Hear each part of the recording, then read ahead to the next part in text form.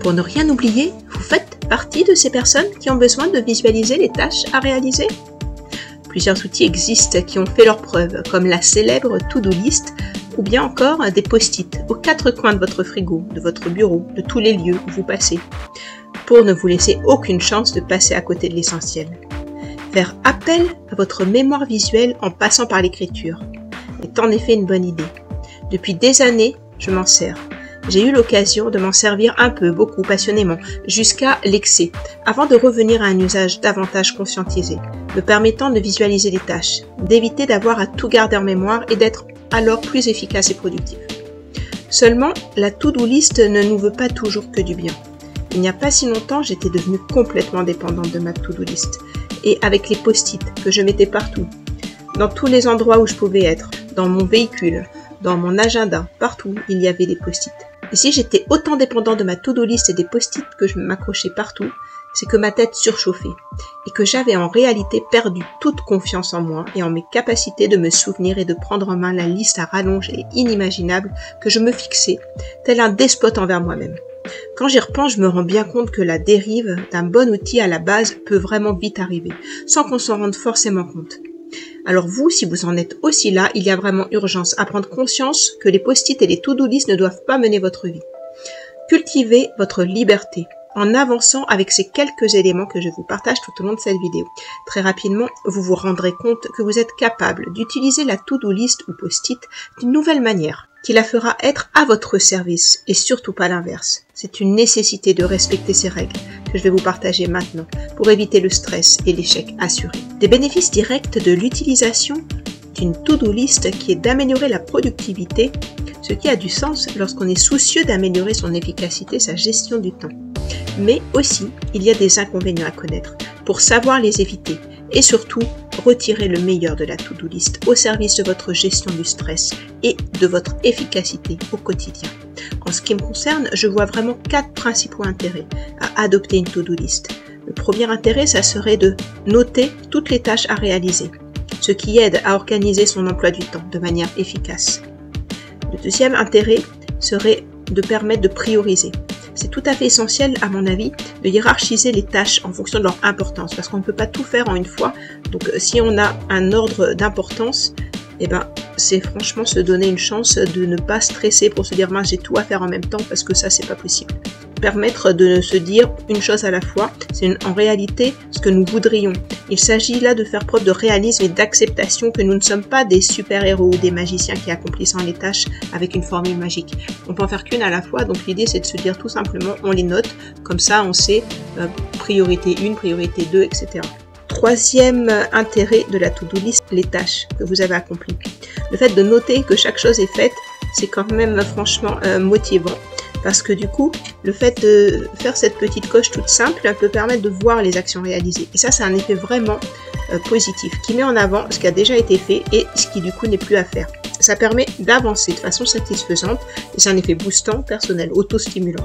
C'est le moment de vous féliciter surtout à chaque tâche prévue que vous avez finalisée. Ça serait vraiment du gâchis que de ne pas vous ouvrir et de vous offrir cette petite source de motivation supplémentaire. Et le quatrième intérêt avec cette to-do list, c'est la vocation vraiment de vous éviter d'oublier des tâches importantes. Alors à côté de ces avantages, la to-do list mérite également de lever 3 points qui sont vraiment majeurs à mon avis, 3 points majeurs de vigilance. C'est en effet un usage bien dosé de cet outil que vous en tirerez tout le bénéfice. Quels sont ces 3 points sur lesquels je veux attirer votre attention pour bien utiliser la to-do list? Eh bien, comment ne pas tomber dans le trop qui nuirait à son efficacité? Quels inconvénients conscientiser pour que la to-do list soit à votre service pour booster votre productivité? Le premier point est de ne pas surcharger votre to-do list, car trop de tâches risquent tout simplement de décourager et d'empêcher d'agir. C'est le principe que le trop de la to-do list tue simplement la to-do list, en pouvant ainsi générer un surplus de stress au lieu de vous en décharger. Le second point, une liste trop rigide peut ne pas tenir compte des imprévus ou des changements de priorité. Alors laissez-vous cette possibilité d'être proactif et d'ajuster selon des nouvelles priorités pouvant arriver qui décaleront automatiquement certaines des actions prévues. Et surtout, attention à ne pas vouloir les ajouter à ce qui est déjà prévu. Certaines choses que vous avez écrites sur votre to-do list pourront effectivement sans aucun problème être décalées à un autre moment, à un autre jour, sans que le monde ne s'arrête de tourner. Alors dédramatisez. Et puis, ne vous faites pas une obligation de tout faire coûte que coûte parce que c'est écrit. Laissez-vous une part aux imprévus, parce que la vie, c'est effectivement du mouvement et des imprévus qu'il faut pouvoir gérer avec le moins de stress possible. Et le troisième point, la dernière vigilance, c'est avec la procrastination, que nous connaissons tous et qui consiste à ajouter des tâches sans les réaliser effectivement, ce qui peut être contre-productif. Pour contourner les inconvénients, voici quelques conseils. Limitez le nombre de tâches sur votre liste pour ne pas être submergé. Il ne suffit pas de lister machinalement les tâches à accomplir au cours de la journée pour que le concept soit efficace. Ce que j'ai mis en place et qui fonctionne particulièrement bien pour moi et qui pourrait très bien fonctionner pour vous, c'est de me prendre un quart d'heure de ma journée pour lister les tâches. Pour être le plus efficace, j'installe ce quart d'heure dans mon rituel du matin, au tout début de ma journée, parce qu'il vaut mieux avoir l'esprit le plus clair possible, le moment où nous sommes le plus efficaces pour utiliser au mieux nos ressources cognitives et bien concentrés sur le début de notre journée.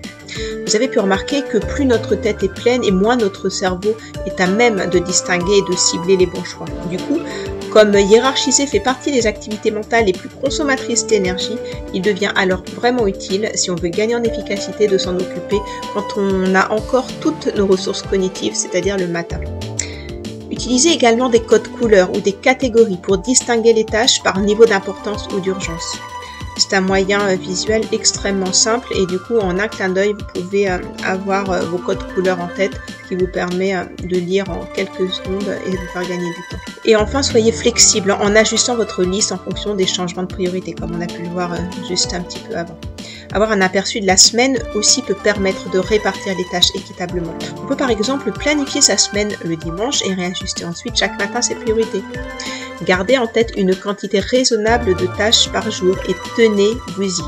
Raisonnablement, 3 à 5 tâches par jour me paraissent vraiment être une juste mesure pour trouver l'équilibre et diminuer véritablement votre stress et votre charge mentale. Vous seriez même vraiment incroyablement surpris en vous organisant ainsi, car la Terre ne s'arrête vraiment pas de tourner si vous ne vous obligez pas à plus que 3 à 5 tâches par jour. Au contraire, bien au contraire même. Il vous suffira d'étaler par exemple sur la semaine, voire le mois. Vous vous rendrez compte qu'il vous est alors possible d'avoir du temps pour vous et du temps pour autre chose pour vous ressourcer, par exemple avec une balade, ou alors une séance yoga, ou alors une rencontre avec des amis. Bref, pour réussir à effectuer un tri, il convient aussi de se rappeler des évidences. Toutes les tâches n'ont pas la même importance. Alors, il est nécessaire de prioriser. Sinon, on risque de se perdre. Pour ce faire, on se pose la question suivante.